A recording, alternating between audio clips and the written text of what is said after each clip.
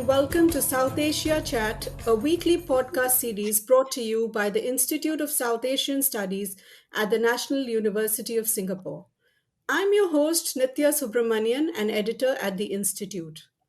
Last week has been a significant one with the first ever in person meeting of the Quad held in Washington, D.C., followed by the bilateral meeting between Indian Prime Minister Narendra Modi and American President Joe Biden.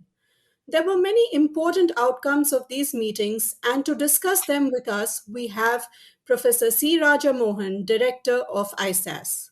Thank you for joining us today. Thank you, Nichak. Delighted to be part of this conversation today. The joint statement and fact sheet released after the recent in person Quad summit on September 24th clearly spell out its China and Indo Pacific policies. How do you think this summit, the second after Joe Biden became the President of the United States, is different from the first held in March 2021? As you know, there is no mention of China, whether it was in March or this time, because they don't want to frame this as an anti-China coalition. But the important thing is it's the focus of the bilateral was beyond the Indo-Pacific. It covered a large number of areas. The bilateral meeting between Prime Minister Modi and President Biden. And the Indo-Pacific is one important element in both the bilateral as well as in the quadrilateral discussion. I think what we've seen is really significant expansion of the agenda in both the areas. One extraordinary focus on technological cooperation. There was a discussion on Afghanistan and the current situation there, and the need to do something on vaccines, vaccine development, vaccine diplomacy. There was talk about working together on infrastructure, and then there is also the talk about acting together to reshape the rules and norms at the global level on how technologies are developed and used. So this is a very expansive and wide-ranging agenda that both at the bilateral and the quadrilateral level that has emerged. But China, that was not going to be named. I think no one was expecting that. You asked about the difference between March and now.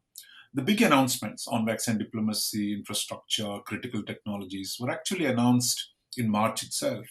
What they were doing this time was to consolidate the work that was done to overcome some of the setbacks, for example, on the vaccine diplomacy, and uh, uh, to give it a political imprimatur with the physical summit that has taken place this week. One important development is uh, what the Quad has done is to make it clear this is not a military forum against China. Because until now, remember, the Chinese were calling it the Asian NATO, and many in India too were thinking of it as a military coalition. Now, both US and India have made it clear that it is not a military coalition. Their focus will be on non military areas of engagement and in providing public goods to the Indo Pacific and beyond. So, this is a very important clarification. This actually helps India to be far more comfortable in a non military setting and focus on non military aspects, which actually India can contribute a lot. As you rightly said, that this is in line with, of course, India's position of the Quad not being a security grouping, and of course, the various areas of cooperation which you listed out just now. What were some of the key takeaways that stood out for you, and why do you think those were significant? One was the credibility of Quad depends on the promises made and the promises delivered. For example, in March meeting they talked about the vaccine diplomacy, and then India had a huge setback when the Delta variant hit India. So now Indian production has now been ramped up. Indian situation is under control. India, just before the Washington summit, India announced that it is going to resume vaccine exports.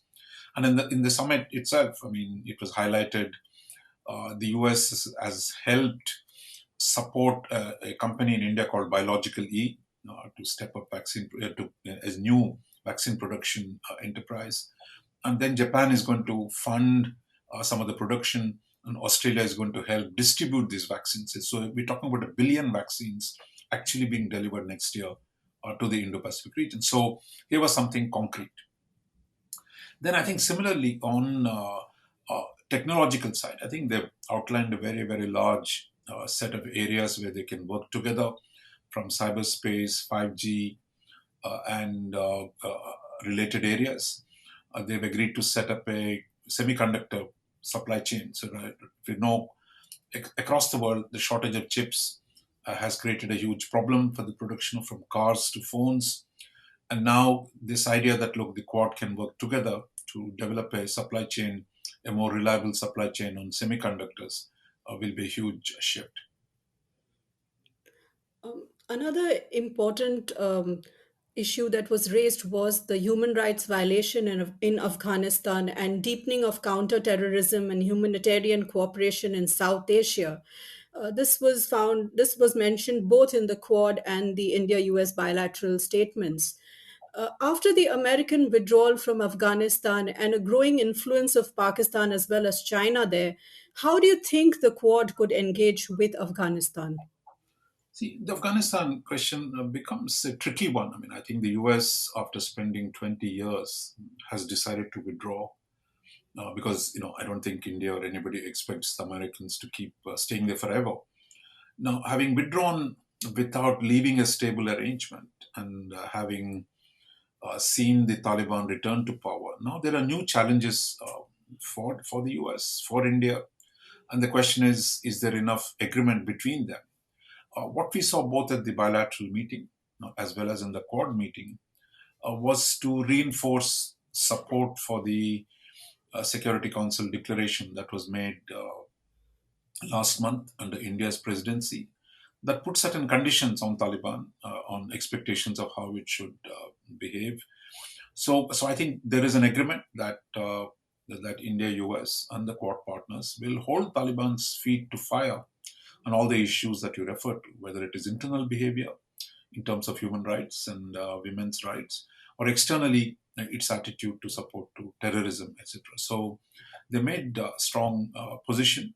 One hopes that this position will survive because the problem is that Pakistan remains an important actor, and US can't simply ignore the role of Pakistan. So I think there will be some tension on this issue, but I think at this point it looks like both India, US, and the Quad partners are on the same sheet, basically asking Taliban and Pakistan to stop supporting cross-border terrorism.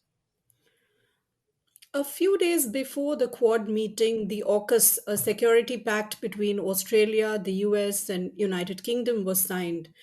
Some analysts have raised questions on this pact and whether it would sideline the Quad, as both India and Japan are not party to this agreement. What are your thoughts, and did the recent Quad meeting allay some of those fears? No, my sense is there was a lot of confusion around the world in India that somehow the AUKUS, the Australia, UK, US collaboration was going to undermine the Quad.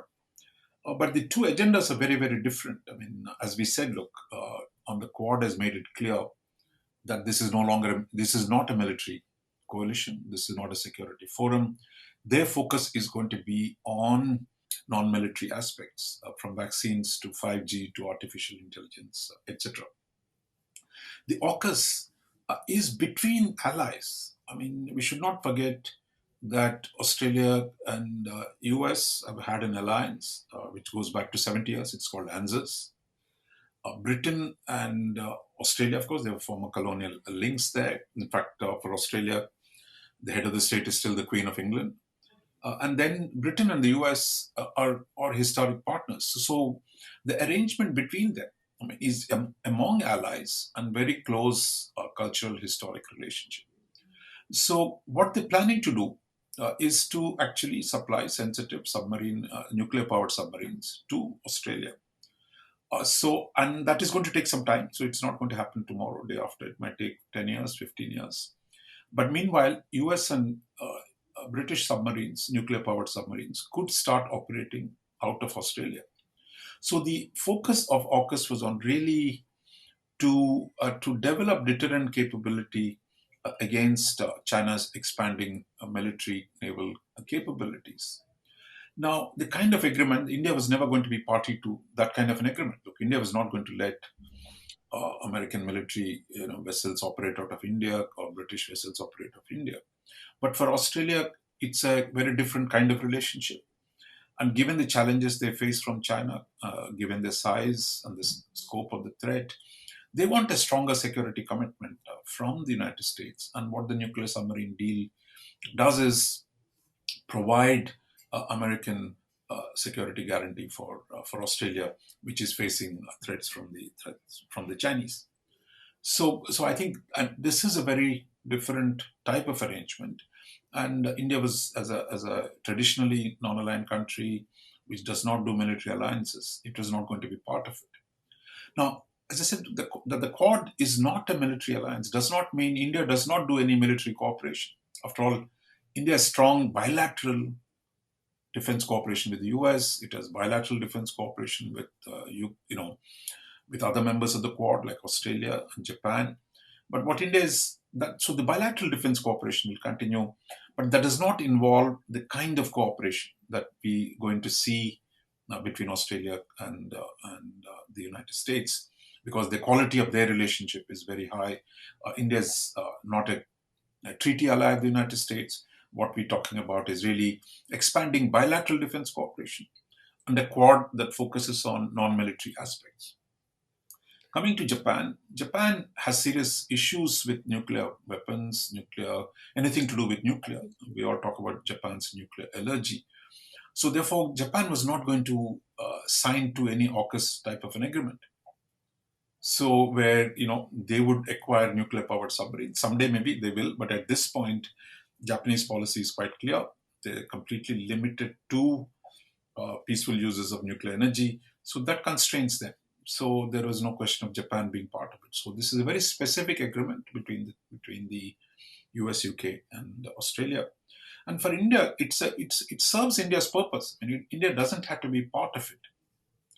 If Australia, US, UK collaboration on nuclear submarines increases the deterrence against China, then India has no reason to complain. I mean, it is not going to be part of it, but it's a job that's being done by others. So it complements, as far as India's strategic objectives is concerned, the question of deterring China. So there you have these three countries doing the job, and India is not going to complain, nor is it going to welcome. But for India, there is a new debate in India that's beginning. Should India get nuclear-powered submarines? India has in the past, leased nuclear-powered submarines from Russia, and there is some debate whether India should turn to France to get nuclear-powered submarines. That should you do that? So that is a new debate.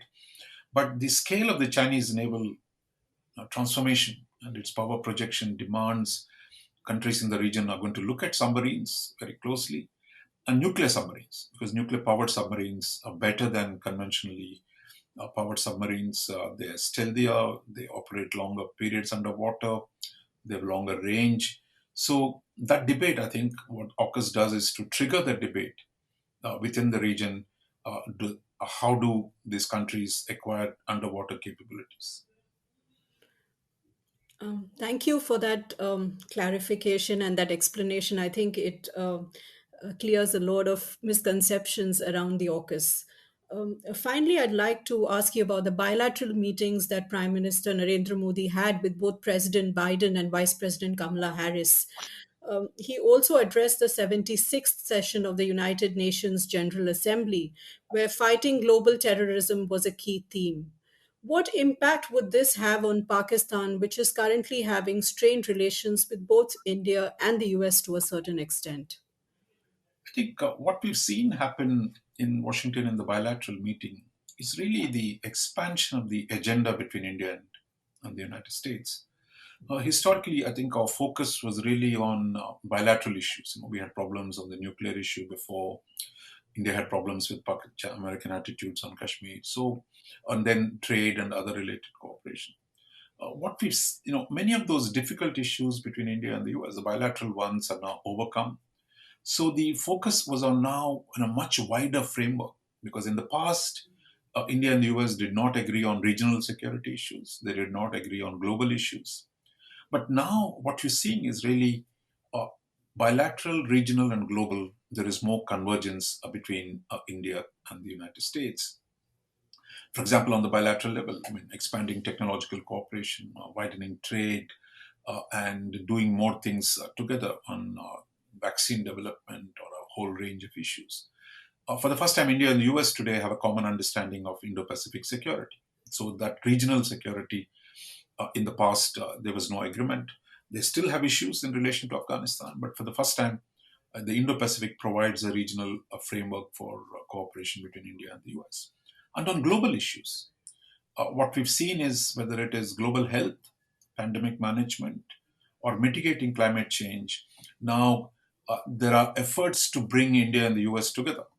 And on the question of terrorism, so can India and the US work together to produce a new global understanding on climate change?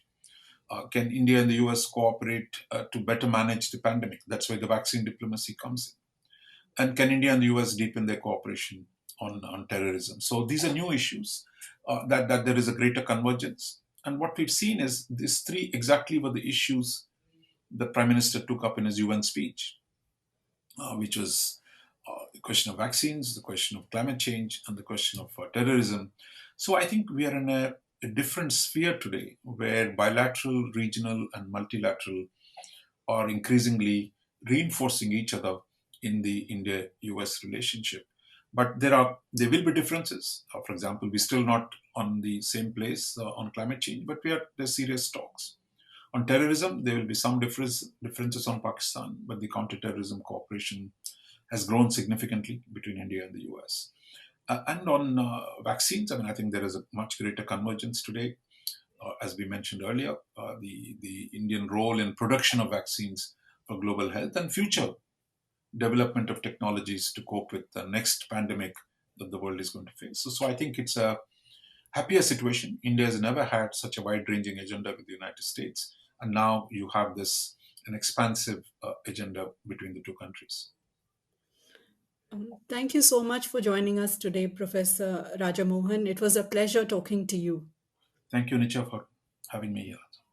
You were listening to South Asia Chat. To learn more about our work, visit us at isas.nus.edu.sg. Also, follow us on our social media handles Facebook, Twitter, and LinkedIn. Thank you.